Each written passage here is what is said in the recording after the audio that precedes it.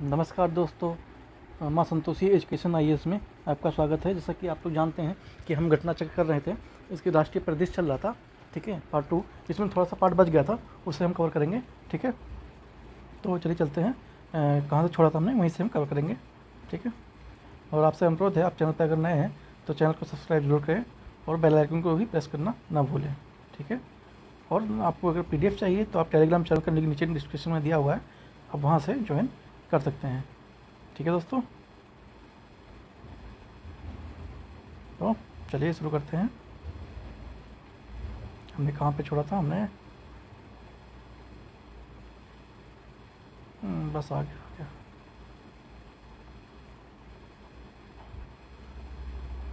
हमने ये कर लिया था, नागरिकता वाला कर लिया था।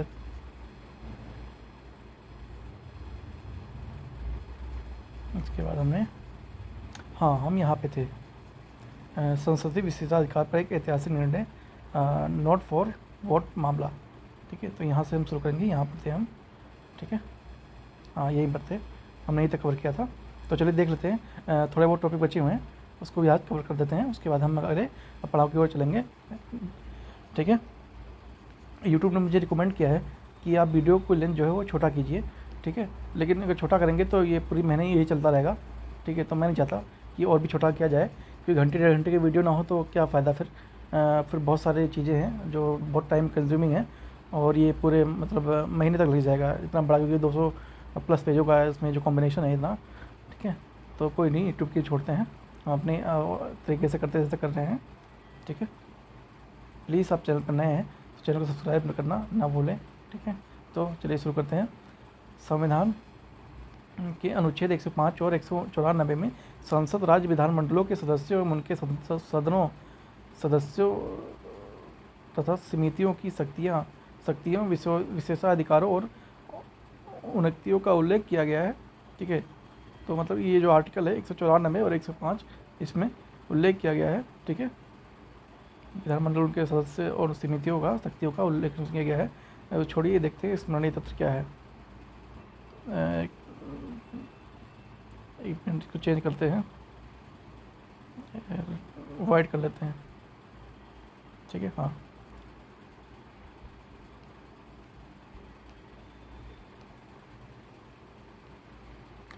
भारत के मुख्य न्यायाधीश डी.वी. चंद्रचूड़ की अध्यक्षता वाली 7 न्यायाधीश की पीठ ने सीता सोरेन बनाम भारत संघवाद सुनवाई करते हुए 4 मार्च 2024 को वर्ष 1998 के पी.वी. श्री नरसिंह राव बनाम भारत राज्य मामले में 5 न्यायाधीशों द्वारा बहुमत के आधार पर यह फैसला किया है, से खारिज कर दिया गया है। उच्चतम न्यायालय के इस फैसले के उपरांत संसद तथा विधानमंडल सदस्यों को भाषण या वोट के लिए रिश्वत लेने के मामले में संसदीय विशेषाधिकार के तहत प्रतिरक्षा प्राप्त नहीं होगी। ठीक है, और साथ ही उन्हें भ्रष्टाचार अधिनियम निवारण 1988 अगर मैं वाइट लेता हूँ तो ये अगर कहीं पे क्रॉस हो जाता है तो आपको दिखेगा नहीं। ठीक है, हालांकि उसकी पीडीएफ में आपको उस पर वैसे दूंगा क्लीन में ही, क्योंकि कई लोगों का कहना था कि क्लीन सब पीडीएफ चाहिए, तो मैं क्लीन ही भेजूँगा, डोंट वरी। ठीक है, ऑलरेडी मैंने पार्ट 1 का भेज दिया है, आप चाहें तो देख सकते हैं। 1988 के तहत रिश्वत लेने के मामलों में सुंदर तथा विधानमंडल सदस्यों के खिलाफ कानून में प्रवर्तन एजेंसियों द्वारा जांच व मुकदमा शुरू करने के मार्ग को इस पर कहा गया है कि मतलब अगर आप ऐसा पाए जाते हैं तो भ्रष्टाचार निवारण अधिनियम 1988 के तहत आप पर इस मामले की जांच बैठाई जाएगी। ये ऐतिहासिक निर्णय था। ठीक है, इसमें कुछ नाम दे रखे हैं इन्होंने, ये शामिल थे, इसमें याद करने ये चीज़ नहीं है, बट फिर भी आप देख लेंगे।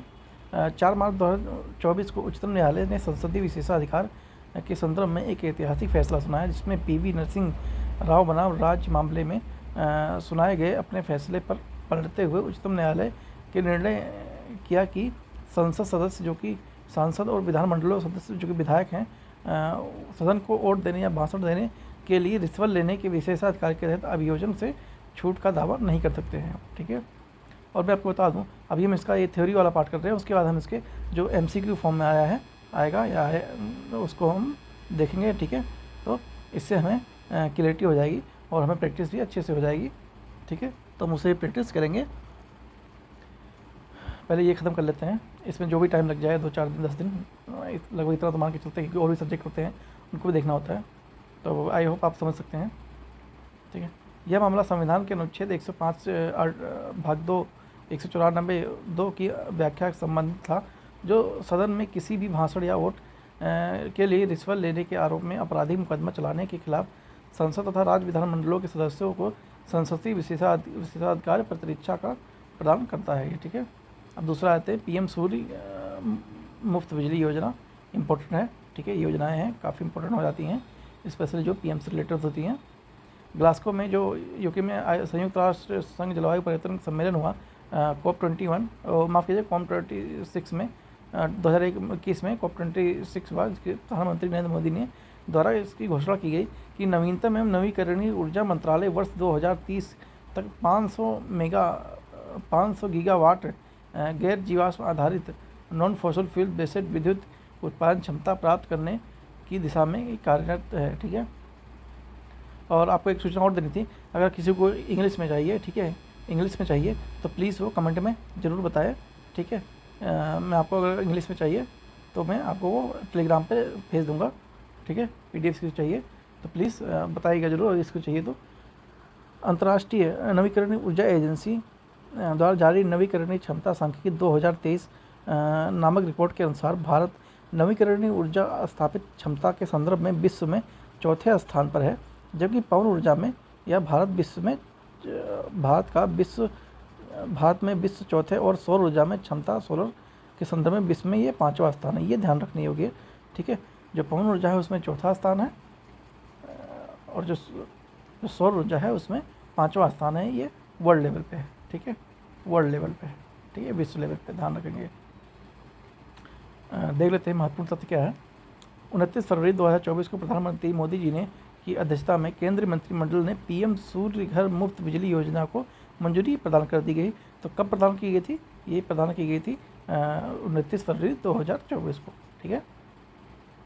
इसके पूर्व 13 फरवरी 2024 को प्रधानमंत्री नरेंद्र मोदी द्वारा इस योजना को लॉन्च किए जाने की घोषणा भी कर दी गई थी। यह एक माफ़ कीजिए, यह केंद्रीय क्षेत्र की परियोजना है, सेंट्रल लेवल की ये एक स्कीम है। इसके तहत देश में 1 करोड़ घरों की छत पर सौर ऊर्जा प्रणाली का स्थापना का लक्ष्य निर्धारण किया गया है। मतलब एक करोड़ जो घर हैं उस पर सौर ऊर्जा लगाने का लक्ष्य निर्धारण किया गया है। छत पर सौर ऊर्जा प्रणाली का स्थापना देश में 1 करोड़ परिवार में प्रत्येक माह 300 यूनिट तक निःशुल्क बिजली प्राप्त कर सकेगा। इस योजना में कुल व्यय 75,021 करोड़ रुपए निर्धारित किया गया है। 2 किलोवाट क्षमता तक की सौर प्रणाली के लिए ऊर्जा प्रणाली की लागत लगभग 60% राशि केंद्रीय वित्त सहायता के माध्यम से प्रदान की जाएगी। जो 60% है वो केंद्रीय मंत्रालय देगा, ठीक है। बाकी आप ये लोग थोड़ा बहुत देख लेंगे, खुद पढ़िए तो ज़्यादा बेटर है, ठीक है। बाकी मैं तो आपको बता रहा हूँ, बाकी इसमें कुछ ज़्यादा है नहीं। 40% सब्सिडी के रूप में प्रदान की जाएगा, ठीक है। 3 किलोवाट तक की जो क्षमता है उसका सौर ऊर्जा प्रणालियों की स्थापना के लिए प्रदान की जाएगी। देश में प्रत्येक ज़िले में एक आदर्श सौर गांव है मॉडल सोलर विलेज विकसित किया जाएगा, जो ग्रामीण क्षेत्रों में छत पर सौर ऊर्जा प्रणाली की स्थापना हेतु अनुकरणीय उदाहरण के रूप में कार्य करेगा। मतलब लोगों को दिखाने के लिए एक आदर्श सौर गांव भी का भी विकास किया जाएगा, जिसमें पूरे गांव में सौर ऊर्जा से ही बिजली की प्राप्ति होगी। इससे ये रोल मॉडल भी बनेगा आगे जाके, ठीक है। तो ये सब नॉर्मल जानकारी ये सब आप देख लेंगे। जो इम्पोर्टेंट है मैं वही करा रहा हूँ कि वीडियो ज़्यादा ही लंबी हो जाती है, मुझे भी आइडिया हो रहा है। मैं ट्राई करूँगा कि जो 1 घंटे से ज़्यादा कोई 1 हॉर्स से ज़्यादा वीडियो ना हो, ठीक है। एक हॉर्स से ज़्यादा वीडियो ना हो। तो चलिए चलते हैं। क्या है ये? बोइंग सुकन्या कार्यक्रम,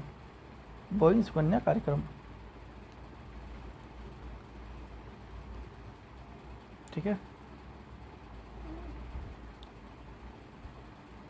हाल ही में प्रधानमंत्री नरेंद्र मोदी ने बोइंग सुकन्या कार्यक्रम को लॉन्च कर दिया है। इस कार्यक्रम का उद्देश्य है कि जो भारतीय विमान क्षेत्र में महिलाओं का सशक्तिकरण करना है। स्पष्ट है कि इस कार्यक्रम के माध्यम से भारत में बढ़ते विमान के क्षेत्र पर देश पर अधिक से अधिक बालिकाओं के प्रवेश को सुगम बनाया गया है। मतलब इसमें जो महिलाएं हैं या बेटियां हैं उनको मौका दिया जाएगा आगे जाने के लिए। देश भर में बालिकाओं और महिलाओं को विज्ञान, प्रौद्योगिकी, इंजीनियरिंग एवं गणित जैसे क्षेत्र के महत्वपूर्ण जो कौशल को सीखने के अवसर भी इसमें प्राप्त किए कराएंगे। साथ ही इस कार्यक्रम के तहत उन्हें विमानन क्षेत्र में नौकरियां हेतु प्रशिक्षण भी दिया जाएगा, मतलब उनको ट्रेनिंग भी दिया जाएगा इसमें कार्य करने के लिए, किसमें जो अवेशन होता है एयर का वहाँ पे। इस कार्यक्रम के तहत महिलाओं के लिए 150 नियोजित स्थानों पर स्टीम प्रयोगशालाएं निर्मित की जाएगी, जो स्टीम क्षेत्र में करियर बनाने के लिए उनमें रुचि को जागृत करेंगी। ठीक है, तो इस तरह से इसे किया जाएगा। BIETC परिसर क्या है, एक बार देख लेते हैं क्या है ये।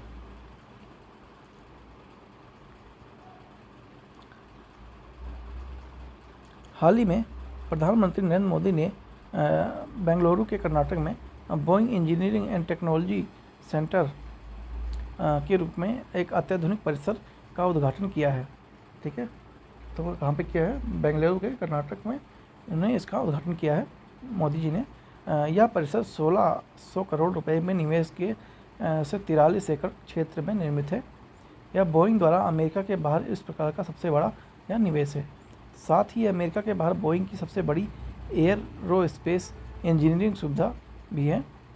फरवरी 2023 में मोदी जी ने तुमकुरू कर्नाटक में हॉल हेलीकॉप्टर विनिर्माण संयंत्र, ये हॉल का फुल फॉर्म है हेलीकॉप्टर मैन्युफैक्चरिंग फैक्ट्री, को राष्ट्र को समर्पित भी किया। तो उन्होंने जो हेलीकॉप्टर निर्माता फैक्ट्री है उसको भी उद्घाटन किया एक तरह से। यह एशिया की सबसे बड़ी हेलीकॉप्टर विनिर्माण सुविधा है। स्वाति पोर्टल देख लेते हैं क्या है। स्वाति पोर्टल यह 11 फरवरी 2024 को विज्ञान में महिलाओं एवं बालिकाओं को अंतर्राष्ट्रीय दिवस के अवसर पर नई दिल्ली स्थित इंडियन नेशनल साइंस एकेडमी में स्वाति नामक पोर्टल को लॉन्च किया गया। स्वाति का फुल फॉर्म क्या है? Science for women or technology and innovation, ये इसका फुल फॉर्म है स्वाति का, साइंस फॉर वुमेन और टेक्नोलॉजी ऑफ इनोवेशन। ध्यान रखेंगे, पूछा जा सकता है, इम्पोर्टेंट है। और स्ट्रीम इसमें साइंस, टेक्नोलॉजी, इंजीनियरिंग, मैथमेटिक्स और मेडिसिन। ठीक है, तो ये स्ट्रीम का जो फुल फॉर्म है, यह भारतीय महिलाओं एवं बालिकाओं को प्रतिनिधित्व करने वाला एक ऑनलाइन पोर्टल बनाने का लक्ष्य यह निर्धारित किया गया है।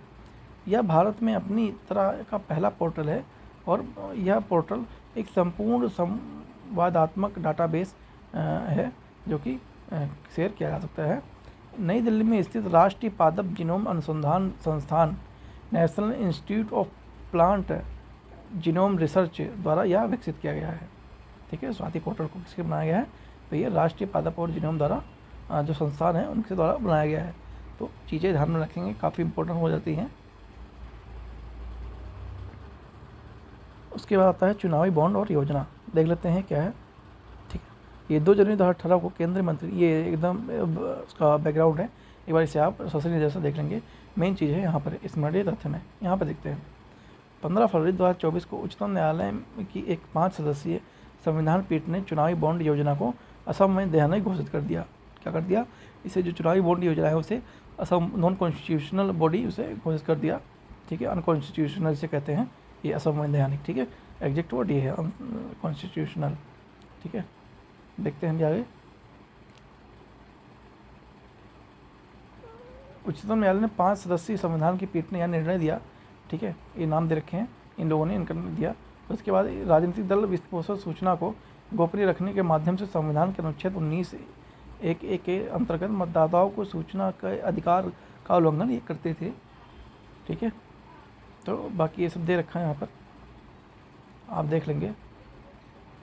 ठीक है, उच्चतम न्यायालय के अनुसार कंपनी अधिकार 2013 की धारा 182(1) संशोधन के माध्यम से राजनीतिक दलों को असीमित कॉरपोरेट वित्त पोषण की अनुमति प्रदान करना संविधान के अनुच्छेद 14 का उल्लंघन है। ठीक है, तो इस तरह से ये यहाँ पर बताया गया है। उच्चतम न्यायालय ने पूर्ण रूप से प्रभावी बनाने के लिए चुनावी बॉन्ड को जारी करता बैंक भारतीय स्टेट बैंक 12 अप्रैल 2019 को यह अब तक का खरीदे गए चुनावी बॉन्ड भारत सरकार का इलेक्शन कमीशन के समक्ष प्रस्तुत करने का आदेश दिया गया। इस बार एक बार सोशल मीडिया से देख लेंगे, एक बार देख लेते हैं। ये शीर्ष जो राजनीतिक दल है भारतीय जनता पार्टी, ये प्राप्त जनता करोड़ों में है ये, ठीक है। 6,060 करोड़, ठीक है।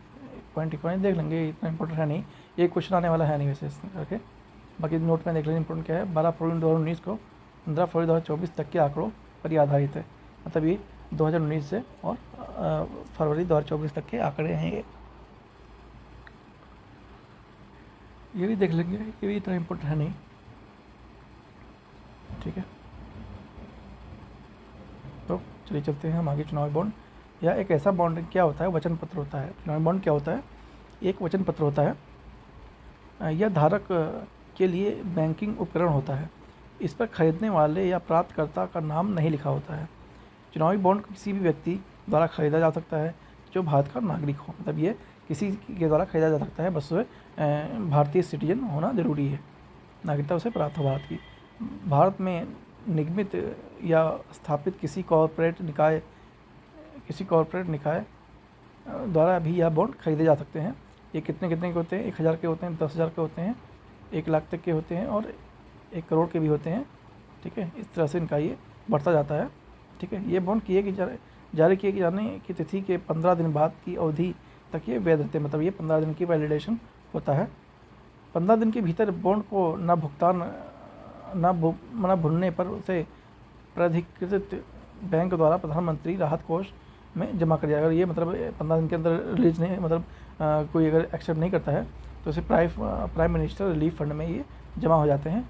और जो ये बॉन्ड है ये नॉन रिफंडेबल हैं, ठीक है। ये मतलब नॉन रिफंडेबल है, इसके पैसे आपको नहीं मिलेंगे रिफंड करने जाएंगे तो। चुनावी बॉन्ड को केवल पत्र राजनीतिक दल ही बनाया जा सकता है, ठीक है। इंचेस किया जा सकता है राजनीतिक दल के द्वारा ही। उसके बाद देखते हैं क्या है। 1951 की जनप्रतिनिधि अधिनियम की धारा 29(1) के तहत पंजीकरण और लोकसभा में राज्यसभा के पिछले आम चुनावों में कुल मतों का न्यूनतम 1% मत प्राप्त करने वाले दल ही चुनावी बॉन्ड को प्राप्त करने के पात्र होते हैं, ठीक है।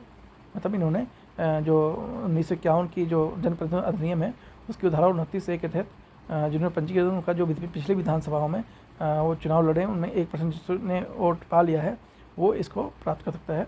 चुनावी बॉन्ड की योजना के तहत SBI को बॉन्ड जारी करने और उन्हें भुनाने के लिए अधिकृत बैंक के रूप में अधिसूचित किया गया था, तो SBI को इसकी जिम्मेदारी दी गई थी। देख लेते हैं, वेरी वेरी इंपॉर्टेंट। फिर वो चाहे कोई सा भी एग्जाम हो, चाहे बिहार का हो चाहे यूपी का हो, ठीक है। ये क्वेश्चन बहुत इंपॉर्टेंट है, ठीक है। भारत रत्न देख लेते हैं, 4 लोगों को दिया गया है, अभी देखते हैं हम आगे। भारत रत्न सर्वोच्च नागरिक सम्मान है। यह भारत रत्न सर्वोच्च नागरिक सम्मान है।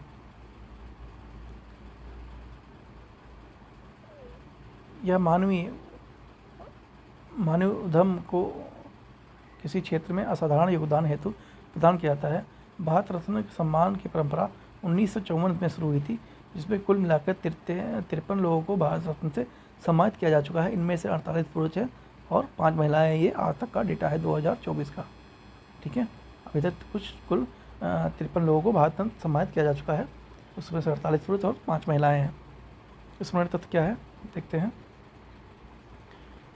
30 मार्च 2024 को राष्ट्रपति भवन में आयोजित समारोह में द्रौपदी मुर्मू ने देश की 4 प्रतिष्ठित हस्तियों को भारत रत्न से सम्मानित किया, ठीक है। इसमें कौन कौन थे? ये 4 व्यक्ति ये थे, एक कर्पूरी ठाकुर, चौधरी चरण सिंह और PV नरसिम्हा राव और चौथे MS स्वामीनाथन, ठीक है। तो इन लोगों को ये इनका नाम मतलब बताया गया कि इनको ये दिया जाएगा। किसने बताया? तो राष्ट्रपति द्रौपदी मुर्मू जी ने, ठीक है, सम्मानित किया। देखते हैं इनके बारे में, ये सब आप देख लेंगे, हम देख लेते हैं। मेन चीज़ यहाँ पर आते हैं, कर्पूरी ठाकुर जी, ठीक है, कर्पूरी ठाकुर जी कर्पूरी ठाकुर एक प्रसिद्ध स्वतंत्रता सेनानी, राजनीतिक और शिक्षक थे। ये जननायक के नाम से लोकप्रिय थे। इन्होंने 2 बार बिहार के मुख्यमंत्री के रूप में कार्य किया। बिहार वाले ध्यान देंगे, अटेंशन प्लीज़, ठीक है। बिहार के लिए वेरी वेरी इंपॉर्टेंट, 70 बीपीएससी में ये क्वेश्चन आ सकता है, प्लीज़ अटेंशन। उन्हें बिहार के पिछड़े वर्गों के लिए आरक्षण लागू करने के लिए याद किया जाता है। उल्लेखनीय है कि कर्पूरी ठाकुर के नेतृत्व वाली तत्कालीन बिहार सरकार ने ही वर्ष 1978 में मुंगेरी लाल आयोग की रिपोर्ट में की गई सिफारिश के आधार पर राज्य में सर्वप्रथम पिछड़े वर्गों के लिए आरक्षण लागू किया था। कर्पूरी ठाकुर का नाम जननायक कर्पूरी ठाकुर विधि महाविद्यालय, जो कि बक्सर में है, ये इस बिहार में ही स्थित है, बक्सर में के नाम से ही, इनके नाम पर ही प्रारंभ में की गई जननायक एक्सप्रेस नामक ट्रेन का संचालन दरभंगा जंक्शन एवं अमृतसर जंक्शन के मध्य हुआ है, ठीक है। इन्हीं के नाम पे एक ट्रेन भी चलाई गई जो दरभंगा से अमृतसर तक जाती है, ठीक है। उसके बाद आते हैं लाल कृष्ण आडवाणी। लाल कृष्ण आडवाणी को देखते हैं। श्री आडवाणी भारतीय जनता पार्टी के संस्थापक सदस्यों में से एक थे। वे जून 2002 से मई 2004 तक भारत के उप प्रधानमंत्री रहे। इन्होंने सबसे लंबी अवधि के लिए भारतीय जनता पार्टी के राष्ट्रीय अध्यक्ष के रूप में इन्होंने कार्य किया, ठीक है। इन्होंने काफ़ी योगदान दिया है। उसके बाद आता है चौधरी चरण सिंह, ठीक है। 28 जुलाई 1979 को से 14 जनवरी 1980 तक भारत के ये प्रधानमंत्री थे। ये भी मतलब चौधरी चरण सिंह जी ये प्रधानमंत्री थे। इन्होंने 2 बार उत्तर प्रदेश के मुख्यमंत्री और पद को सुशोभित किया।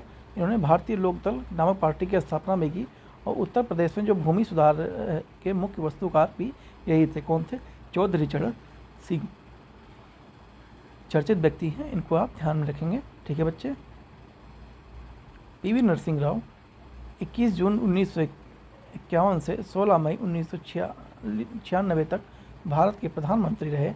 पीवी नरसिम्हा राव जी प्रधानमंत्री के रूप में पदभार ग्रहण करने के बाद इनके नेतृत्व में तत्कालीन केंद्र सरकार ने व्यापक आर्थिक स्थितीकरण की नीति अपनाई और संरचनात्मक सुधारों की शुरुआत की।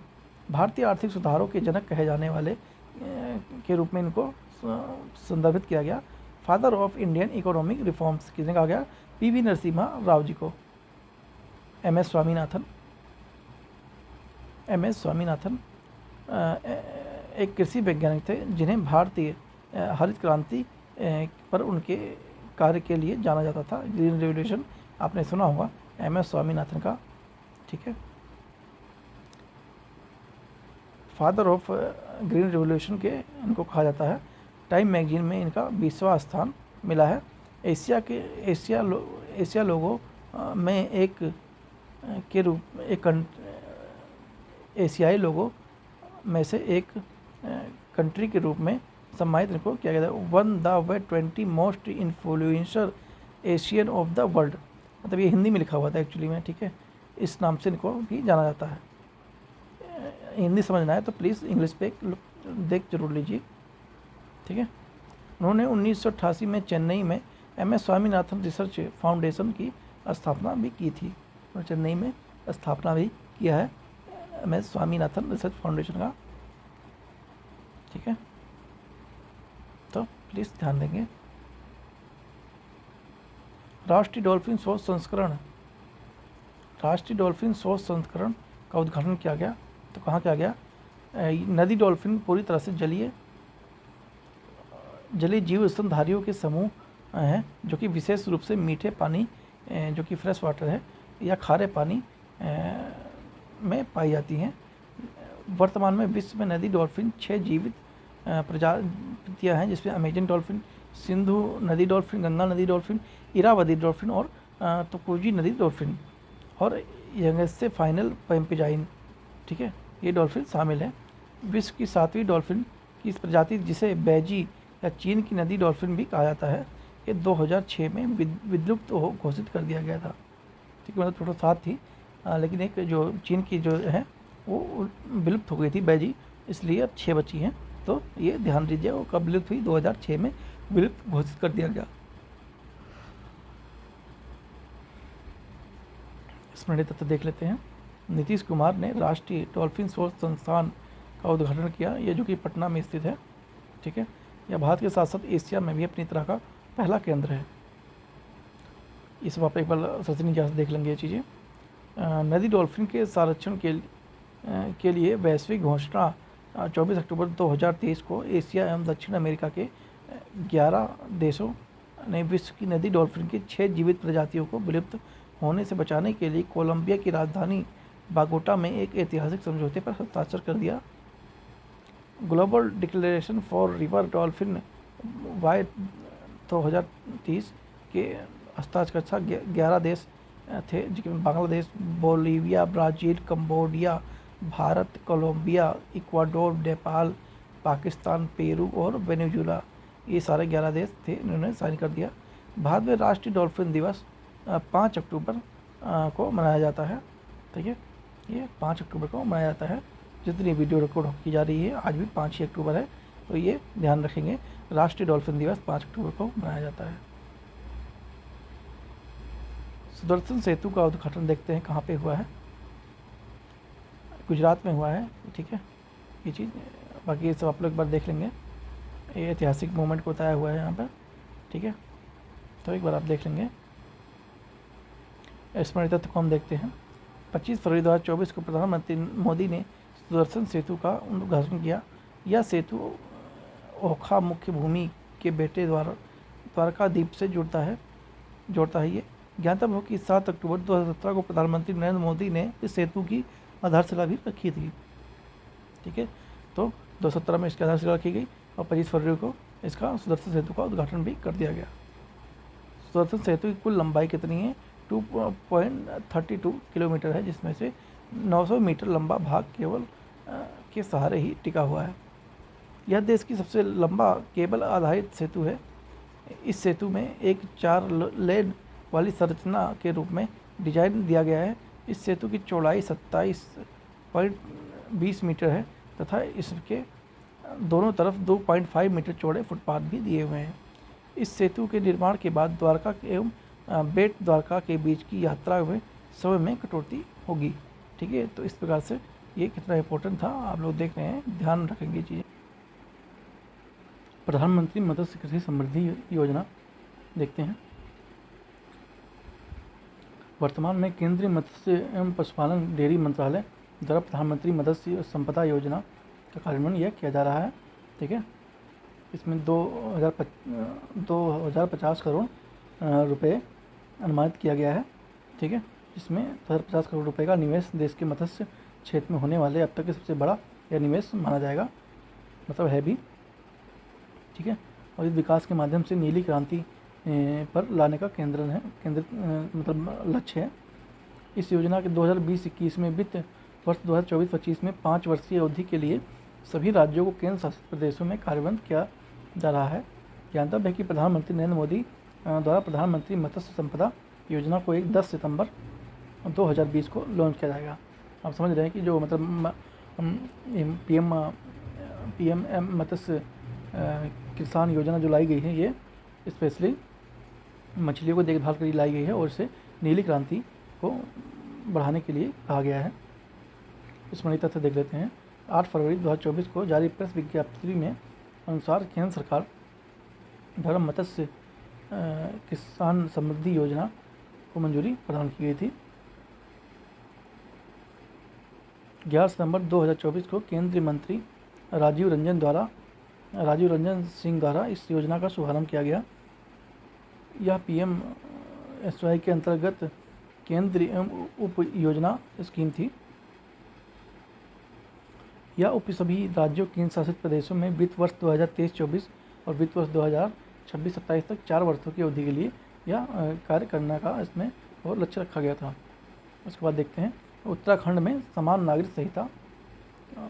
ठीक है, उत्तराखंड लागू करने वाला राज्य बन गया है। देखते हैं अभी भारत के संविधान भाग 4 में राज्य के नीति निर्देशक तत्वों के अनुच्छेद 44 में नागरिक के लिए एक समान सिविल संहिता uniform civil code for the citizen का स्पष्ट उल्लेख किया गया है। अनुच्छेद 44 के अनुसार राज्य भारत के समस्त राज्य क्षेत्र में नागरिकों के लिए एक समान सिविल संहिता प्राप्त कराने का प्रयास करेगा।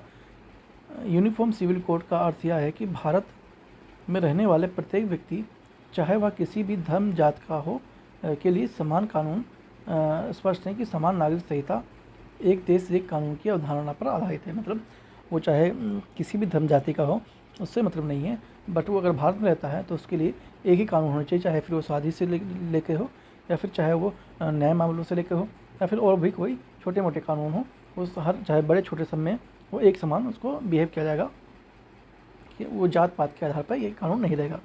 तो इसकी अवधारणा यह है, एक देश एक कानून, जैसे वन नेशन वन इलेक्शन, इस तरह से एक देश एक कानून। इसमें देख लेते हैं क्या तथ्य हैं। 7 फरवरी 2024 को उत्तराखंड के विधानसभा द्वारा समान नागरिक संहिता विधेयक को पारित किया गया।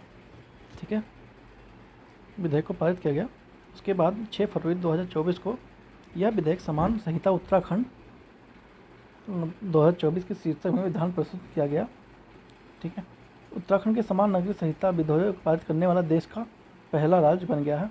ये इम्पोर्टेंट चीज़ें हैं, ध्यान रखेंगे। ठीक है, बहुत ही इम्पोर्टेंट है। ये पहला राज्य बन गया यूनिफॉर्म सिविल कोड को लागू करने वाला। ठीक है, यही सब तो ध्यान रखना होता है। जब हम इसका MCQ प्रैक्टिस करेंगे तो उसमें अच्छे से आपको क्लियर हो जाएगा ये चीज़ें। भी थ्योरी देख रहे हैं। ठीक है, बाकी एक बार आप लोग ये इसका जो बैकग्राउंड है एक बार आप देख लेंगे, PDF आपको मिल जाएगी। भारत के संविधान के अनुच्छेद 366 के खंड 25 सह पाठित अनुच्छेद 352 के अंतर्गत किसी भी अनुसूचित जनजाति सदस्यों पर इस संहिता में अंतर्विष्ट करने का कोई प्रावधान नहीं लागू। मतलब किसी भी जाति या संगठन इसमें मतलब अनुसूचित जाति हो उस पर ये मतलब प्रावधान नहीं लागू होगा। ठीक है, अब देखते हैं मेन चीज़ है, बहुत ही चर्चित मुद्दा रहा है श्री राम जन्मभूमि मंदिर का प्राण प्रतिष्ठा। ठीक है, अयोध्या में श्री राम जन्मभूमि मंदिर के निर्माण में भारत सरकार द्वारा श्री राम जन्मभूमि तीर्थ स्थान न्यास की स्थापना की गई। उसके बाद 5 फरवरी 2020 को प्रधानमंत्री नरेंद्र मोदी ने लोकसभा में इस न्यास का गठन की घोषणा की। 5 अगस्त 2020 को प्रधानमंत्री मोदी ने राम जन्मभूमि मंदिर की आधारशिला रख दी। तो ये डेट याद रखेंगे, 5 अगस्त 2020। ठीक है, ये भी पूछा जा सकता है, पुराना हो लेकिन फिर भी पूछा जा सकता है क्योंकि इम्पोर्टेंट है, स्पेशली भारतीय इतिहास में। स्मरणीय तथ्य 22 जनवरी 2024 को प्रधानमंत्री नरेंद्र मोदी ने अयोध्या में श्री राम जन्मभूमि मंदिर में भगवान श्री राम के बाल रूप विग्रह का विधि पूर्वक प्राण प्रतिष्ठा की। तो एक ये डेट रखेंगे 5 अगस्त 2020। उसके बाद ये रखेंगे 22 जनवरी, एक 5 अगस्त 2020। दूसरी डेट कौन सी है? 22 जनवरी 2024। ये डेट तो इम्पोर्टेंट है, ध्यान रखेंगे। इस अवसर पर कई लोग थे, आनंदीबाल पटेल जैसी थी, माननीय आदित्यनाथ जी थे, और भी बहुत सारे मंत्री थे, मोहन भागवत भी थे, जो मतलब और संत समाज थे वो भी थी। ठीक है, तो इस तरह से और भी लोग थे। इम्पोर्टेंट इसमें क्या है वो देखते हैं। 11 दिनों में व्रत अनुष्ठान के दौरान प्रधानमंत्री ने श्री काला राम मंदिर पंचवटी धाम नागरिक, पवित्र त्रिलेपय रामास्वामी मंदिर केरल, वीरभद्र मंदिर लोपाक्षी आंध्र प्रदेश में है, श्री रंगनाथ मंदिर स्वामी जो कि तमिलनाडु में है, श्री अरुलिमुगु रामास्वामी मंदिर जो कि रामेश्वरम में है तमिलनाडु में, गुरुवायूर मंदिर केरल में, और कोठर टर्मा स्वामी मंदिर जो कि धनुषकोडी तमिलनाडु में है। जैसे स्थानों की यात्रा की जो किसी न किसी रूप से भगवान श्री राम से संबंधित थे।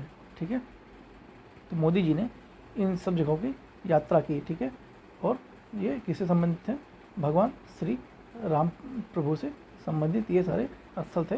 तो वहाँ पर मोदी जी ने मतलब भ्रमण किया, 11 दिनों के व्रत उन्होंने कर रखा था उसमें। तो ये पूछा जा सकता है कि मोदी जी ने व्रत किया था तो वो कितने स्थानों पर गए थे? तो कितने स्थान थे? वो 11 स्थान थे। बाकी ये तो नहीं पूछा कि कहाँ कहाँ है, क्या आंसर क्या है, लेकिन आप तो ये डिलीट पूछ सकता है। BPSC जैसे एग्ज़ाम की बात कर रहा हूँ मैं। ठीक है, उसमें पूछ सकता है। चलिए श्री राम लला की प्रतिमा क्या है उसके बारे में थोड़ा जानकारी लेते हैं। ठीक है, श्री राम लला की प्रतिमा कर्नाटक से लाए गए लगभग 2.5 अरब वर्ष पुराने कृष्णशिला पत्थर जो एक काला ग्रेनाइट है का प्रयोग किया गया है। ठीक है, मतलब बहुत पुराना पत्थर है, 2.5 अरब वर्ष पुराना है। ठीक है, और इसका नाम भी क्या है, कृष्णशिला पत्थर। ठीक है, ये काला ग्रेनाइट है। श्री राम लला की जो मूर्ति का वजन है वो 200 किलोग्राम का है। ठीक है, कितना है, 200 किलोग्राम का है। और इसकी जो ऊंचाई है वो 4.24 फीट है। इस प्रतिमा में 5 वर्ष की आयु के श्री राम लला को खड़ी मुद्रा में दर्शाया गया है। तो उनकी वर्ष उस समय क्या है, 5 वर्ष। श्री राम लला को कमल के फूल के आकार के आधार पर खड़ी हुई मुद्रा में दर्शाया गया है। इस आप लोग जाइए, घूम के आइए अयोध्या, बहुत अच्छा बनाया है, मतलब हर चीज़ वहाँ पे। ठीक है, और उसके बाद श्री राम लला की प्रतिमा में दोनों तरफ भगवान विष्णु के निम्न दशावतार को दर्शाया भी गया है, आप ये देख सकते हैं बाकी। ठीक है, और श्री राम लला की इस प्रतिमा को मूर्तिकार कौन है, तो ये इंपॉर्टेंट है, अरुण योगीराज। ठीक है, आप याद रख सकते हैं कि जो राम लला के जो मतलब प्रतिमा के मूर्तिकार कौन है, अरुण योगीराज। ठीक है, आप योगी बाबा से आप योगीराज याद रख सकते हैं। ठीक है, ठीक है, यूपी में क्या है, बाबा की सरकार है। ठीक है, मतलब योगी बाबा की है। तो राम वहाँ के प्रभु कौन है, भगवान, मतलब यूपी के, तो यूपी के प्रभु कौन है, राम भगवान है। ठीक है, ठीक है, तो राम भगवान है। तो इस तरह से राम भगवान की मूर्ति किसने स्थापित की, तो योगी यहाँ से आ गया, और उसके बाद राज। ठीक है, योगी राज, ये इतना ध्यान रखेंगे तो भी आपको वहाँ क्वेश्चन बन जाएगा। अरुण तो आपको पहले से ही उसमें ऑप्शन में दे रखा गया, लेकिन आपको योगी राज ध्यान में रखेंगे तो आपको ऑप्शन में ये मिलेगा और आप कर सकते हैं। ठीक है, तो बहुत बहुत इंपॉर्टेंट है, इसको ध्यान में रखेंगे। श्री राम लला की इस प्रतिमा का बालक राम नाम दिया गया। और हाँ, ये भी ध्यान रखेंगे, जो प्रतिमा है इसकी भगवान राम की, ठीक है, तो इसका नाम क्या है, तो इनका जो नाम है वो बालक राम है। बालक राम मतलब शिशु अवस्था में बालक राम का नाम दिया गया है। उसके बाद देखते हैं श्री राम जन्मभूमि मंदिर की विशेषताएं, एक बार थोड़ा जल्दी कर लेते हैं, जल्दी करते हैं वरना ये वीडियो ज़्यादा लंबी हो जाएगी। ठीक है, 44 पेज हमने कर लिया है, और अभी बचा कितना है हमारे पास, 55 मतलब हमारे पास अभी 10 पेज अराउंड बचे हैं। ठीक है, जल्दी जल्दी करते हैं।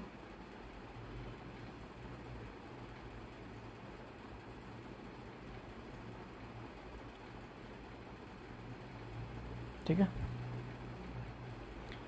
हाँ, तो चलिए चलते हैं। जो अयोध्या श्री राम जन्मभूमि का मंदिर का निर्माण यह परंपरागत नागर शैली में हुआ है।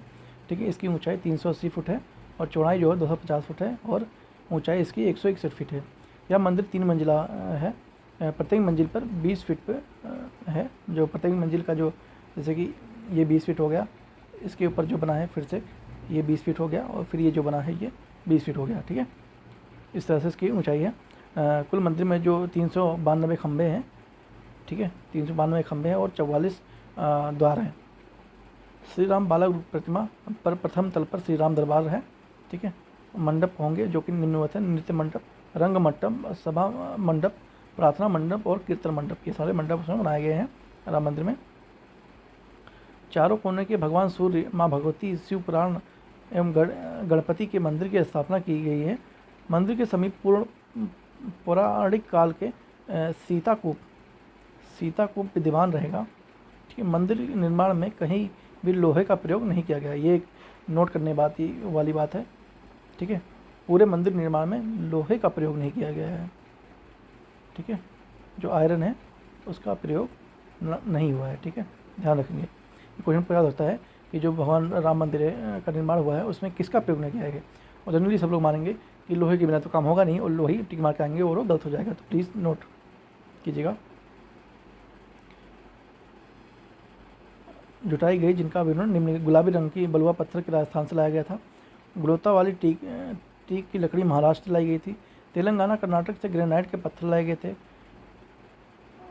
ब्रासवेयर उत्तर प्रदेश के, जबकि 42 घंटियाँ तमिलनाडु से लाई गई थी। हस्तशिल्प की लकड़ी दरवाजे हैदराबाद और तेलंगाना से लाए गए थे। श्री राम जन्मभूमि की मुख्य स्थापित चंद्रकांत सोमपुरा जी हैं। ठीक है, श्री राम जन्मभूमि की एक अनूठी विशेषता है, इसका सूर्य तिलक किया गया था। ठीक है, ये सूर्य तिलक भी इनका किया गया था, न्यूज़ में आपने देखा होगा। ठीक है, बाकी इतना इम्पोर्टेंट है नहीं, जो इम्पोर्टेंट था मैंने बता दिया, बाकी आप भी एक सरसरी देख लेंगे।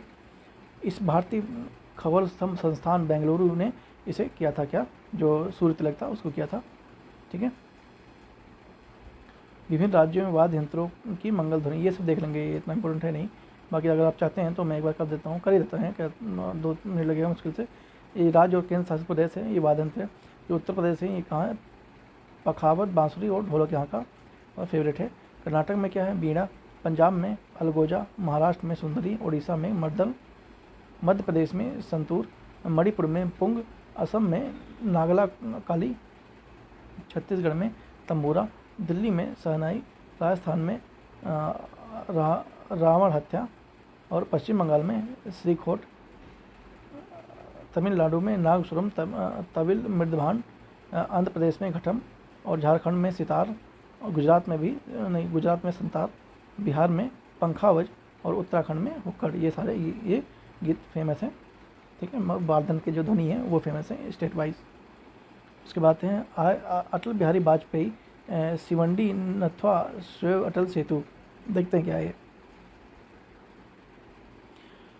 प्रधानमंत्री मोदी के दृष्टिकोण से देश की शहरी परिवहन अवसंरचना और कनेक्टिविटी को मजबूत बनाने के माध्यम से नागरिकों की आवाजाही को सुगम बनाना और उससे सुधार लाना है। ठीक है, तो इनका ये प्रोग्राम है, देखते हैं भी आगे। स्मरणीय तथ्य को देखते हैं। 12 जनवरी 2024 को प्रधानमंत्री नरेंद्र मोदी ने अटल वाजपेयी सिवडी नहावा सोवा अटल सेतु का उद्घाटन कर दिया। यह दक्षिण मुंबई से प्रारंभ होकर नहावा सोवा, जो कि नवी मुंबई के निकट स्थित है, चिरले गांव के समाप्त होता है। यह भारत का सबसे लंबा सेतु है, मतलब एक सबसे लंबा ये पुल है। साथ ही यह भारत की सबसे लंबी नदी सेतु भी है। भारत यह विश्व का 12वां सबसे लंबा समुद्री सेतु है, 12वें नंबर पे ये आता है। इस सेतु की कुल लंबाई 21.8 किलोमीटर है। समुद्र के ऊपर 16.5 किलोमीटर दूर तक विस्तृत है, जबकि इसका शेष भाग भूतल पर बना हुआ है। ये 6 लेन वाला ये सेतु है। ठीक है, यह मुंबई की नवी मुंबई से कनेक्टिविटी को सुगम बनाएगा, बस इतनी सी बात है, ध्यान रखेंगे चीज़ें। स्वच्छ सर्वेक्षण 2023, 11 जनवरी 2024 को राष्ट्रपति द्रौपदी मुर्मू ने सर्वेक्षण 2023 के परिणाम घोषित किए। इसमें 2023 से 23 में 4,477 शहरों का आकलन किया गया, जिसमें 61 छावनी, 88 गंगा के किनारे बड़े शहर थे। स्मरणीय तथ्य क्या है, देखते हैं। स्वच्छ सर्वेक्षण 2023 में राष्ट्रीय स्तर में रूप में 1 लाख से अधिक जनसंख्या की श्रेणी पर लगाए गए 7वीं का सबसे स्वच्छ शहर है, जो 7वीं है सबसे स्वच्छ शहर है, ये घोषित किया गया है। हालांकि इस वर्ष इंदौर के साथ सूरत को भी प्रथम रैंक प्रदान की गई है। आप देख सकते हैं यहाँ पर 10 शहर की रैंकिंग 1 लाख से जनसंख्या की श्रेणी में जो उससे कम है कौन है, तो पहले कौन से 1 नंबर पे, इंदौर, सूरत। ठीक है, 3 शहर आपको याद रखना हो तो नवी मुंबई, इंदौर, सूरत और नवी मुंबई। ठीक, 5 शहर 1 लाख से जनसंख्या के कम वाले में सासवाड़, पाटन और लोनेवाला, महाराष्ट्र, छत्तीसगढ़, महाराष्ट्र। ठीक है, शीर्ष राज्य कौन से 5, तो जो 3 देखने हैं 3 देखते हैं, महाराष्ट्र, MP और छत्तीसगढ़। ठीक है, ध्यान देने योग्य बात है। 27 राज्यों की सूची में उत्तर प्रदेश का स्थान 9वां है, और जबकि बिहार का 15वां है। ध्यान देंगे, नोट करने योग्य बात है। ठीक है, अपना यूपी कितना है, 9वां स्थान है, और अपना बिहार कितना है, ये 15वां स्थान है। ठीक है, तो ध्यान देंगे इस चीज़ पे, ये क्वेश्चन आ सकता है। बाकी जो शीर्ष नगर है वो बनारस उत्तर प्रदेश, प्रयागराज उत्तर प्रदेश, बिजनौर उत्तर प्रदेश, ये गंगा के नगर के आसपास के क्षेत्र हैं। मध्य प्रदेश के स्थित महू छावनी को भारत की सबसे स्वच्छ छावनी के रूप में घोषित किया गया। 1 लाख से अधिक जनसंख्या की श्रेणी में 20 शहर, उत्तर प्रदेश में केवल 1 शहर नोएडा 14वां को स्थापना प्राप्त हुआ है। ठीक है, बाकी ये सब देख लेंगे और भी सारी चीज़ें बता रहा है। बाकी हमारे जो इम्पोर्टेंट था मैंने बता दिया है, बाकी आप इसको अच्छे से एक बार रीड कर सकते हैं। और आपका मन हो तो आप इसे इंटू करके स्पीड को बढ़ा के देख सकते हैं। चंडीगढ़ सबसे सफल सफाई मित्र सुरक्षा शहर में घोषित किया गया। कचरा मुक्त शहरों में स्टार रेटिंग प्रोटोकॉल के तहत नोएडा को 5 स्टार शहर के रूप में प्रमाणित किया गया है। 2023 में पुरस्कार समारोह के दौरान 2024 स्वच्छ भारत मिशन के गीत एंथम में भी विमोचन किया गया है। इस गीत का शीर्षक क्या है? नया संकल्प नया प्रकल्प। ठीक है, तो ये इसका शीर्षक था। इस गीत में गायक कौन है? कैलाश खेर जी हैं। ठीक है, उसके बाद अनुच्छेद 370 सर्वोच्च न्यायालय का ऐतिहासिक निर्णय लिया गया है। आप लोग सब जानते होंगे कश्मीर के मुद्दे को लेकर। ठीक है, एक बार देख लेते हैं, उसमें स्मृति तथ्य को देखते हैं एक बार। 11 दिसंबर 2023 को भारत के सर्वोच्च न्यायालय ने 5 से 10 सर्वसम्मत फैसले हुए केंद्र सरकार द्वारा 370 अनुच्छेद 35 से निरस्त करने के लिए निर्णय वैध ठहराया। ठीक है, इसमें पीठ के संविधान के अध्यक्ष कौन थे? VI चंद्रचूड़ अध्यक्ष थे। ठीक है, और भी जज थे SK कैलाश, संजीव खन्ना, VAR गवई तथा जस्टिस सूर्यकांत भी इसमें शामिल थे। 5 जजों की बेंच थी। सर्वोच्च न्यायालय के अनुसार 5 अगस्त 2019 को निर्णय संवैधानिक एकीकरण को बढ़ाने के उद्देश्य से लिया गया था। इसका उद्देश्य विघटन था। ठीक है, बाकी 370 हटाने को वैध ठहराने का इन्होंने बताया था इसमें। उसके बाद जो सर्वोच्च न्यायालय के तथ्य स्वीकार किया और 5 अगस्त 2019 को तत्कालीन राष्ट्रपति के अनुच्छेद 370 को निरस्त करने का पूरा अधिकार था। सर्वोच्च न्यायालय ने इस तथ्य को स्वीकार किया और अनुच्छेद 370 की गई शक्तियों का प्रयोग करते हुए राष्ट्रपति एक तरफा अधिसूचना जारी कर सकता है। ठीक है, मतलब इसको वैध करार दिया गया न्यायालय के द्वारा भी। ठीक है, और इस तथ्य को सराहा गया कि 300 अनुच्छेद निरस्त कर हो चुका है और जब जम्मू कश्मीर संविधान का कोई अस्तित्व नहीं रहा है। अतः न्यायालय ने केंद्र सरकार और जम्मू कश्मीर के राज्य के दर्जे के रूप में यथाशीघ्र बहाल करने और 30 सितंबर 2024 तक विधानसभा चुनाव कराने का निर्देश दिया है। ठीक है, तो अभी यहाँ चुनाव भी हो रहे हैं, आप लोग देखा होगा न्यूज़ में। नमो ड्रोन दीदी योजना देखते हैं क्या है। ये फर्टिलाइजर दूसरे सबसे बड़ा उत्पादक है, लेकिन प्राकृतिक संसाधनों जैसे गैस, फार्मास्यूटिक एवं पोटाश, खनिज इत्यादि पर्याप्त मात्रा उपलब्ध के कारण उर्वरकों का इसमें दूसरा सबसे बड़ा आयातक है ये। ठीक है, स्मृति तत्व क्या है देखते हैं। 29 नवंबर 2023 को केंद्रीय मंत्रिमंडल नमो ड्रोन दीदी योजना को मंजूरी प्रदान की गई। इस परिप्रेक्ष्य में 30 नवंबर 2023 को प्रधानमंत्री नरेंद्र मोदी ने प्रधानमंत्री महिला किसान ड्रोन केंद्र का शुभारंभ भी कर दिया। केंद्रीय क्षेत्र में यह योजना है, सेंट्रल लेवल की योजना है। इस योजना में हेतु वर्ष 2024-25 में से 26 तक की अवधि के लिए 1261 करोड़ रुपए निर्धारित किए गए हैं। इस योजना के तहत केंद्र सरकार ने 15,000 चयनित महिला स्वयं सहायता समूह सेल्फ हेल्प ग्रुप को ड्रोन प्रदान करेगी। इन ड्रोनों में किसान के लिए कृषि हेतु किराए पर दिए जा सकेंगे। ठीक है, इससे कृषि क्षेत्र में काफ़ी रिवोल्यूशन आएगा और किसानों की काफ़ी हेल्प हो जाएगी। ड्रोन का उपयोग किसान द्वारा खेतों में नैनो उर्वरक कीटनाशक छिड़काव के लिए किया जा सकता है। 15,000 ड्रोनों के साथ प्रथम 500 ड्रोन को उर्वरक कंपनी द्वारा उपलब्ध कराया जाएगा, जबकि शेष 14,500 ड्रोन अगले 2 वर्षों में केंद्र सहायता के माध्यम से उपलब्ध कराए जाएंगे। एक ड्रोन एवं उसके सहायक उपकरण की कुल लागत लगभग 10 लाख रुपए रखी गई है। महिला स्वास्थ्य सहायता समूह को ड्रोन की 80% लागत अधिकतम 8 लाख रुपए केंद्र वित्तीय सहायता के माध्यम से प्राप्त होगा। इस योजना के तहत प्रत्येक चयनित महिला स्वयं सहायता समूह में से एक सदस्य को ड्रोन पायलट परीक्षण प्रदान किया जाएगा, मतलब तो जिसमें वो होंगी उनको इसका ड्रोन का प्रशिक्षण भी दिया जाएगा। प्रधानमंत्री मोदी ने 15 अगस्त 2023 को 77वें स्वतंत्रता दिवस के अवसर पर अपने संशोधन में ड्रोन दीदी योजना की यह अनाउंसमेंट भी किया था। जो 15 अगस्त को उन्होंने स्पीच दिया था उसमें भी इसकी जिक्र किया था। 11 मार्च 2024 को पीएम मोदी ने 1000 नमो ड्रोन दीदी ड्रोन सौंपे हैं। ठीक है, तो ये बहुत अच्छी योजना है सेंट्रल लेवल की। ठीक है, आप लोग इसको ध्यान में रखना है, ये नहीं कि सुन के चलाना है।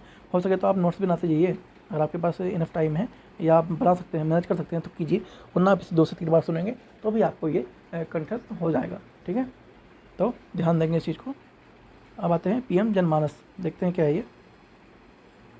जनमानस के अनुसार भारत की अनुसूचित जनजाति आबादी कितनी है?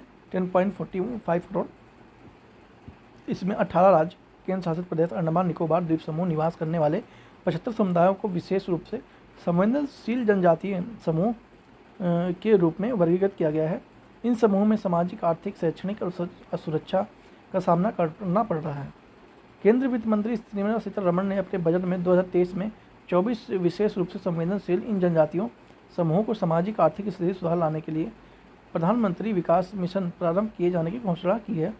ठीक है, अगले 3 वर्षों में इस मिशन में 15,000 करोड़ रुपए की राशि उपलब्ध कराई जाएगी। इसमें तथ्य देखते हैं। जनजाति गौरव दिवस के रूप में झारखंड के खूंटी जिले में प्रधानमंत्री मोदी ने जनजाति आदिवासी न्याय महाअभियान पीएम जनजन की शुरुआत की है। पीएम जनजन मिशन का लक्ष्य विशेष रूप से उन 75 जनजाति समूहों का विकास करना है जो विभिन्न मंत्रालयों और विभागों की योजना से छूट गए हैं, जो वंचित रह गए हैं। उनकी हेल्प के लिए पीएम जनजन किया गया है शुरुआत।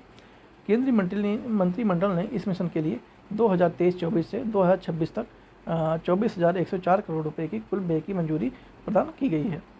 यह मिशन जनजाति कार्य मंत्रालय सहित 9 मंत्रालयों के माध्यम से 11 महत्वपूर्ण क्षेत्रों घर, सड़क, कनेक्टिविटी, पाइप, जलपूर्ति आदि पर ध्यान केंद्रित करेगा। इस मिशन के लिए केंद्रीय जनजातीय कार्य मंत्रालय नोडल एवं कोऑर्डिनेटिंग मिनिस्ट्री का होगा, समन्वय मंत्रालय का होगा, जबकि जो 8 मंत्रालय हैं वो अपने क्षेत्र में विशेष से जुड़ी पहलों को लगातार करेंगे। इस मिशन में देश के 18 राज्य, अंडमान निकोबार द्वीप समूह की सामाजिक आर्थिक स्थिति में भी सुधार होगा। 25 दिसंबर 2023 को केंद्रीय जनजातीय कार्य मंत्रालय ने पीएम जनमन के तहत एक सूचना, शिक्षा और संचार अभियान की भी शुरुआत की है।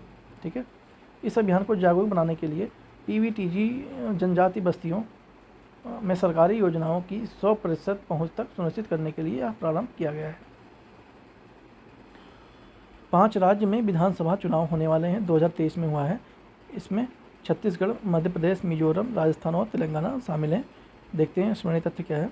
छत्तीसगढ़ विधानसभा चुनाव में इसमें कुल 90 सीटें थी। इतना इम्पोर्टेंट है नहीं, बाकी ये 90 सीटें इतना ध्यान रखेंगे। ठीक है, बाकी ये सब कौन क्या जीता ये सब ध्यान में रहेंगे। ठीक है, ये भी कोई इतना इम्पोर्टेंट है नहीं, इसको छोड़ते हैं।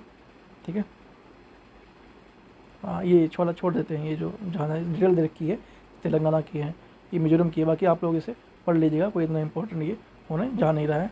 ठीक है, तो प्लीज़ आप ध्यान देंगे इस चीज़ को। उसके बाद है मेरा युवा भारत। ठीक है, मेरा युवा भारत 15 अगस्त 2022 को मोदी जी ने 75वीं वर्षगांठ पर लेकर 100वीं वर्षगांठ तक 25 वर्षीय अवधि को अमृतकाल की संज्ञा याद दी गई थी। ठीक है, स्मरणीय तथ्य का देख लेते हैं। 31 अक्टूबर 2023 को राष्ट्रीय एकता दिवस के अवसर पर मोदी जी ने नई दिल्ली में स्थित कर्तव्य पथ पर देश के युवाओं के लिए मेरा युवा भारत मंच का शुभारंभ किया। मेरा युवा भारत युवा कार्यक्रम में खेल मंत्रालय भारत सरकार द्वारा स्थापित एक स्वायत्त निकाय है। यह युवा विकास और युवा नेतृत्व करने वाले विकास प्रौद्योगिकी संचालित करने के लिए व्यापक संस्थापक तंत्र का प्रदान करता है।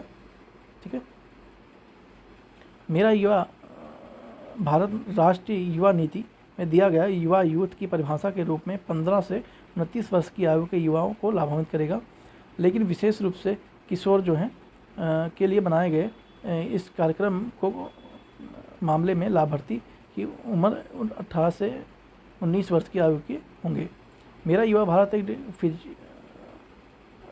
डिजिटल मंच है, ध्यान रखेंगे इस चीज़ को, डिजिटल मंच है।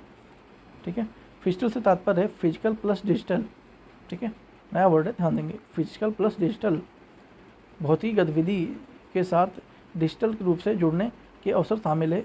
युवाओं को मात्र निष्क्रिय प्रतिस्पर्धा की जगह विकास की सक्रिय संचालक बनने में मदद करेगा ये।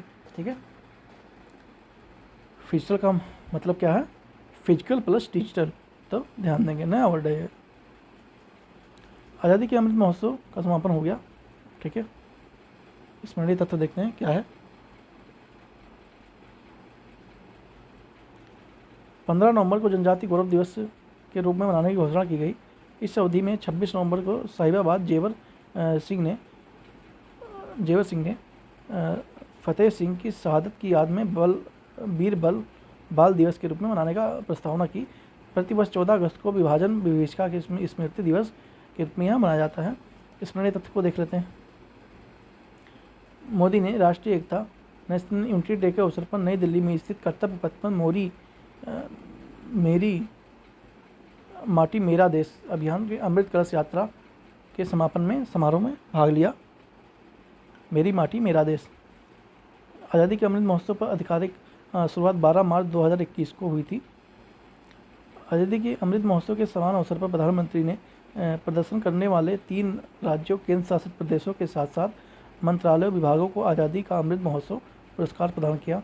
आज़ादी का अमृत महोत्सव के दौरान उत्कृष्ट प्रदर्शन करने वाले शीर्ष स्थान पर रैंक प्राप्तकर्ता कौन है?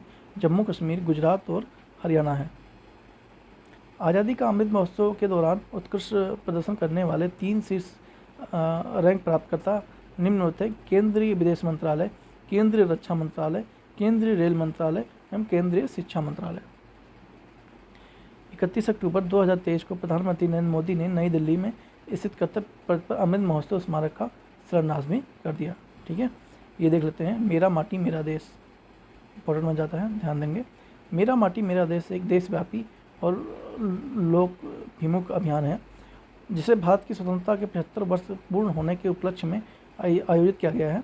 यह आज़ादी के अमृत महोत्सव का समापन कर्तव्य कार्यक्रम था।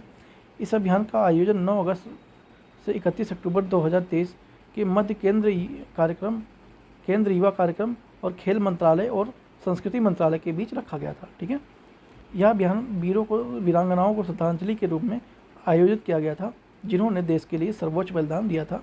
इस अभियान की जो टैगलाइन थी, मिट्टी को नमन वीरों को वंदन, मिट्टी को नमन वीरों को वंदन। बहुत ही अच्छी लाइन है, आप इसे कहीं कोट भी कर सकते हैं, मिट्टी को नमन वीरों को वंदन। नमो भारत ट्रेन भारत में पहली रैपिड रेल सेवा हुई है, चली गई है। हमने इसे वन लाइनर में भी देखा था। ठीक है, यह एक समर्पित उच्च गति उच्च क्षमता युक्त आरामदायक यात्री परिवहन सेवा है। यह देश के शहर से दूसरे शहर तक सुरक्षित, विश्वसनीय, आधुनिक आवागमन सुविधा प्रदान की जाएगी। RRTS मेट्रो रेल से यह विभिन्न होगी और क्योंकि इसमें अपेक्षा लंबी दूरी तक की यात्रा करने वाले यात्रियों के लिए विकसित किया गया है। RRTS की गति मेट्रो से लगभग 3 गुना अधिक होगी और इस मेट्रो रेल की तुलना में कम ठहराव, मतलब स्टॉपेज इसके कम होंगे। ठीक है, RRT पारिवारिक रेलवे से अलग है क्योंकि यह एक समर्पित पथ पर उच्च गति साथ ही विश्वसनीय उच्च आवृत्ति वाली एक बिंदु से दूसरे बिंदु तक क्षेत्रीय यात्रा को सुगम बनाना है इसका मतलब उद्देश्य है। ठीक है, स्मरणीय तथ्य को देखते हैं क्या है। 20 अक्टूबर 2023 को प्रधानमंत्री नरेंद्र मोदी ने यूपी के गाजियाबाद में स्थित साहिबाबाद रैपिड एक्शन स्टेशन पर दिल्ली गाजियाबाद मेरठ गलियारे की प्राथमिकता वाले खंड का उद्घाटन कर दिया। इन्होंने भारत की पहली रैपिड रेल सेवा नमो भारत ट्रेन को राष्ट्र को समर्पित किया। साहिबाबाद के दुहाई डिपो में जोड़ने वाली नमो भारत ट्रेन को हरी झंडी दिखाकर रवाना किया गया। इसी के साथ भारत के क्षेत्रीय त्वरित परिवहन प्रणाली का शुभारंभ भी हो गया। दिल्ली गाजियाबाद मेरठ गलियारे की कुल लंबाई 82.15 किलोमीटर है। भारत की पहली क्षेत्र रैपिड ट्रांजिट प्रणाली का डिजाइन गति 180 किलोमीटर प्रति घंटा होगी। ठीक है, तो आप ये इम्पोर्टेंट इतना हो जाता है, देखते हैं। उसके बाद गंगे डॉल्फिन उत्तर भारत में जलीय जीव। गंगे डॉल्फिन है ये उत्तर भारत का जलीय जीव है जो कि यूपी से लेकर बिहार तक ये पाया जाता है गंगा नदी में। गंगे डॉल्फिन विश्व में मीठे पानी में पाई जाती है जो कि 4 डॉल्फिन प्रजातियों में से एक है। ठीक है, इसमें तथ्य को देखते हैं। यूपी सरकार ने वन विभाग द्वारा गंगे डॉल्फिन के प्रदेश को जलीय जीव के रूप में मान्यता देने के लिए यह अनाउंसमेंट कर दिया है। पूर्व केंद्र सरकार ने मई 2010 में गंगा नदी डॉल्फिन को राष्ट्रीय जलीय जीव के रूप में अधिसूचना सूचित किया था। वर्ष 2008 में गंगा नदी डॉल्फिन के असम सरकार द्वारा राज्य का जलीय जीव से घोषित किया गया था, जबकि 2019 में पंजाब सिंधु नदी की डॉल्फिन के राज्य का जलीय जीव पशु इसे घोषित किया गया। उत्तर प्रदेश के राज्य मछली चितला है। ठीक है, जो चितला मछली है वो इसकी राज्य मछली है, जबकि देसी मांगुर बिहार की है। ठीक है, बिहार की कौन है? देसी मांगुर है, और जो यूपी की है वो चितला जो मछली है। IUCN की लाल सूची में गंगा नदी डॉल्फिन को संकटग्रस्त इंडेंजर की श्रेणी में वर्गीकृत किया गया है। ठीक है, बाकी ये सब इसका हिस्टोरिकल बैकग्राउंड है, आप चाहें तो देख सकते हैं। घोल मछली गुजरात की एक ये राज्य मछली है। 21 नवंबर 2023 को विश्व साहित्य मत्स्यिकी दिवस के अवसर पर घोल मछली गुजरात को एक राज्य मछली के रूप में भी घोषित कर दिया गया, जो घोल मछली है। ठीक है, यह भारत में पाई जाने वाली सबसे बड़ी मछलियों में से एक है और ये गोल्ड फिश भी कहा जाता है इसे। ठीक है, तो गोल्ड फिश इसे कहा जाता है, किसे, घोल जो मछली होती है। गंगा नदी किनारे नदी डॉल्फिन महत्वपूर्ण आवासों संरक्षित क्षेत्रों के रूप में स्वीकृत किया गया है, जैसे विक्रमशिला डॉल्फिन अभ्यारण्य जो कि बिहार में है। विक्रमशिला गंगा डॉल्फिन अभ्यारण्य बिहार के भागलपुर जिले में स्थित है। 15 अगस्त 2020 को स्वतंत्रता दिवस पर मोदी जी ने नदी और समुद्री डॉल्फिनों को संरक्षण को बढ़ावा देने के लिए प्रोजेक्ट डॉल्फिन की घोषणा की थी 15 अगस्त 2020 को। भारतीय भेषज संहिता आयोग, ये देखते हैं क्या है। भारतीय भेषज संहिता संहिता को केंद्रीय स्वास्थ्य एवं परिवार कल्याण मंत्रालय की ओर से भारतीय भेषज संहिता आयोग इंडियन फार्मा कंपनीज कमीशन द्वारा प्रकाशित किया गया। ठीक है, यह देश की दवाओं को निर्धारित करने के लिए इस आयोग का गठन किया गया है। जो देश की दवाएं हैं, आईपीसी जो है, उनको ये दवाओं का मानक जो निर्धारण करने के लिए बोला गया है। फार्मास्यूटिकल वार्ता समूह की वार्षिक बैठक आयोजन हैदराबाद में संपन्न हुआ। यह अमेरिका, यूरोप, जापान, बाहर के आयोजित की प्रथम बैठक थी पीजीडी की। साथ ही यह 2019 में प्रतिभागियों को की व्यक्तिगत जो उपस्थिति वाली प्रथम बैठक थी यह, जबकि विश्व स्वास्थ्य संगठन इस समूह को पर्यवेक्षक के रूप में कार्य करता है, जो ऑब्जर्वर के रूप में कार्य करता है, WHO। ठीक है, बाकी आप लोग देख लेंगे, थोड़ा बहुत है। समक्का सरका केंद्र जनजाति विश्वविद्यालय कहाँ पे है? ये कुंभ मेला के बाद भारत का दूसरा सबसे बड़ा यह मेला है। ये मेला है एक्चुअली में, ठीक है। यह एशिया का सबसे बड़ा जनजातीय मेला है। इस मेले का आयोजन तेलंगाना के दूसरे सबसे बड़े जनजातीय समुदाय कोया जनजाति द्वारा किया गया है। द्विवार्षिक मेला है। यह मेला देवी समरक्का एवं सरलम्मा को सम्मान में आयोजित किया जाता है। यह समरक्का सरलम्मा के नेतृत्व में जनजाति विद्रोह की याद में मनाया जाता है। माँ बेटी की इस जोड़ी को 12वीं सदी द्वारा सूखे की स्थिति के दौरान जनजातीय लोगों पर कर लगाए जाने के विरोध में विद्रोह किया गया था।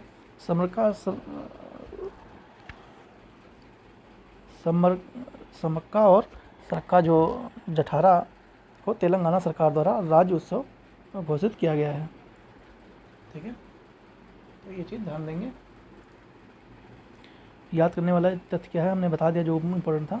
4 अक्टूबर को प्रधानमंत्री मोदी ने अध्यक्षता में मंत्रिमंडल ने केंद्रीय विश्वविद्यालय संशोधन विधेयक 2023 को प्रस्तुत करने का स्वीकृति प्रदान की है। ठीक है, ये इतना इम्पोर्टेंट है नहीं। विश्वविद्यालय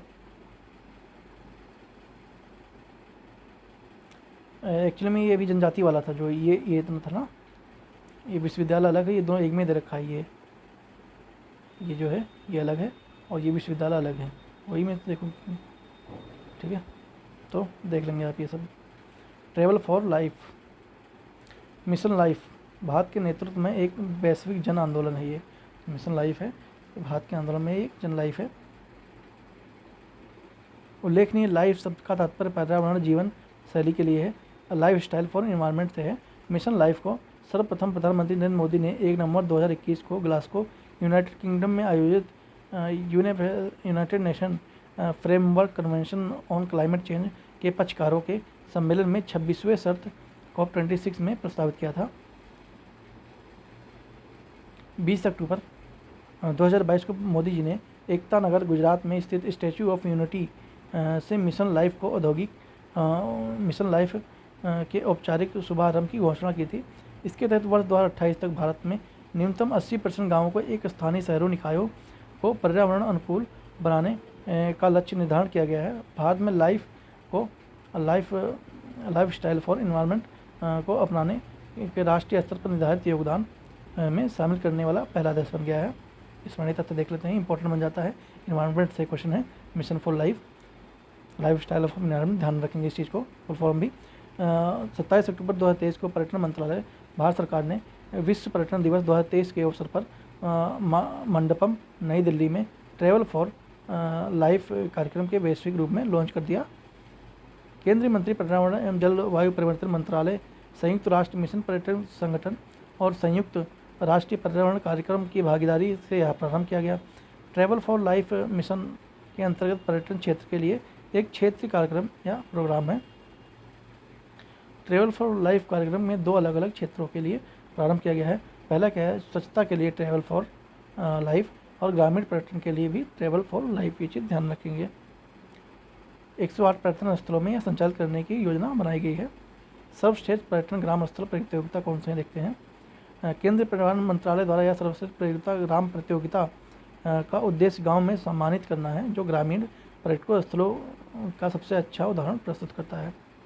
27 सितंबर 2020 को पर्यटन दिवस के अवसर पर सर्वश्रेष्ठ पर्यटन ग्राम पुरस्कारों की घोषणा की गई थी। इनमें 5 गांवों को स्वर्ण पदक और 10 गांवों को सिल्वर तथा 20 गांवों को कांस्य पदक से पुरस्कार सम्मानित किया गया था। ये कुछ गांव हैं, वो देख सकते हैं आप, ठीक है। ये इतने इंपॉर्टेंट है नहीं, बाकी आपको देखना है तो देखते हैं। राष्ट्रीय हल्दी बोर्ड का गठन हो गया है, ठीक है।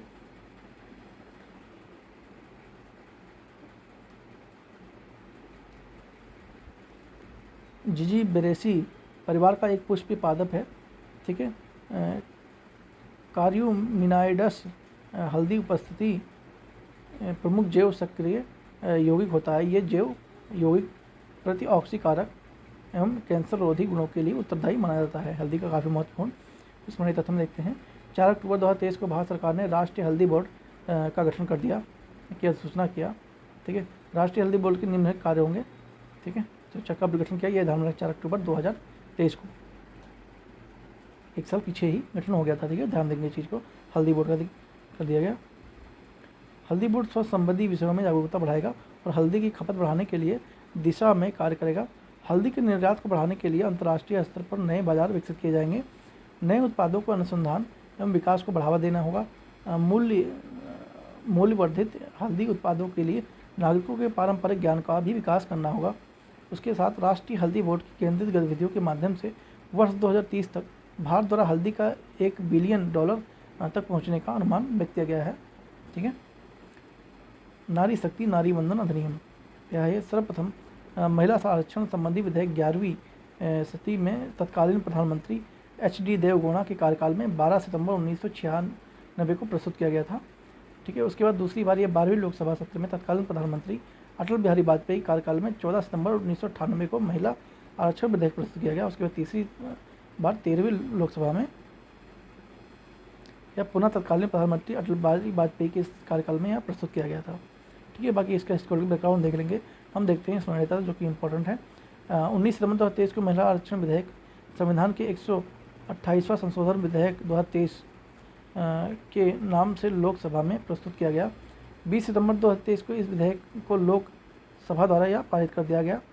21 सितंबर 2023 को विधेयक में राज्यसभा द्वारा भी पारित कर दिया गया, और जो 28 सितंबर 2023 को, जो कि राष्ट्रपति की स्वीकृति भी प्राप्त होने के बाद, विधेयक संवैधानिक संशोधन 106 अधिनियम 2023 के रूप में अधिनियमित ये हो गया, मतलब ये स्टैब्लिश हो गया, ठीक है।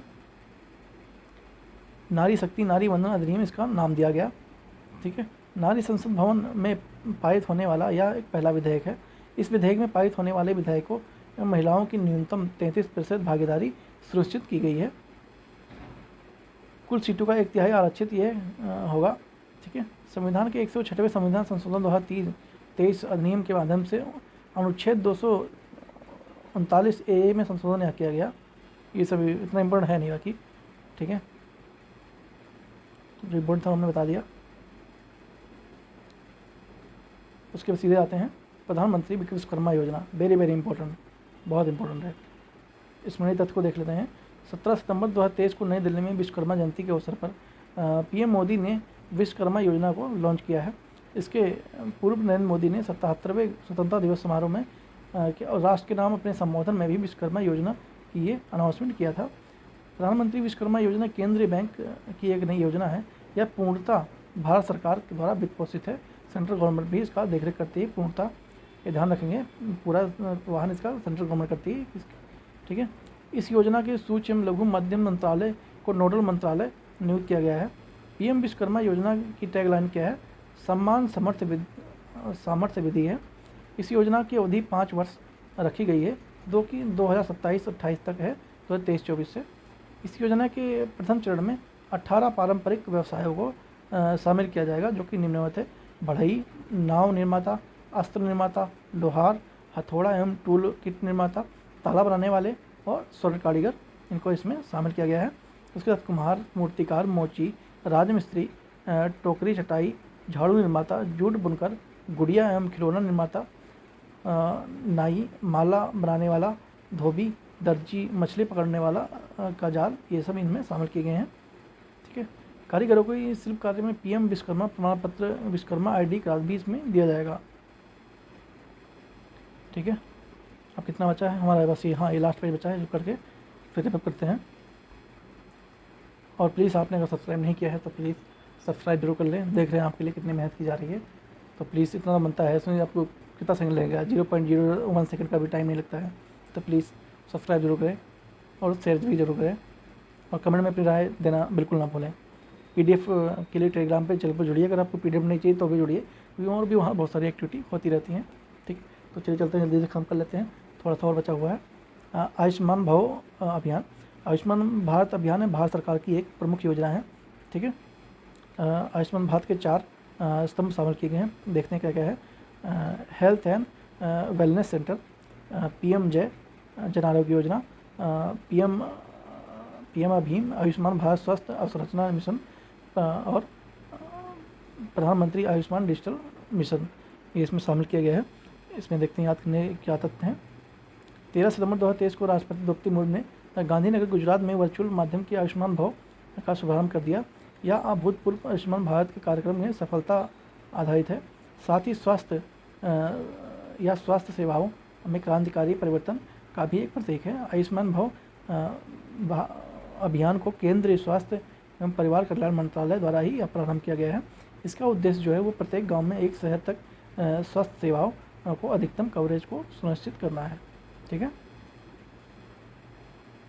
आयुष्मान भव अभियान को प्रधानमंत्री जन आरोग्य योजना, आभा ID निर्माण, गैर संचारी रोग, तदोपंत एवं स्किल सेल रोग जांच एवं प्रबंधन संबंधित सेवाओं के बारे में जागरूकता बढ़ाने के उद्देश्य से प्रारंभ किया गया है।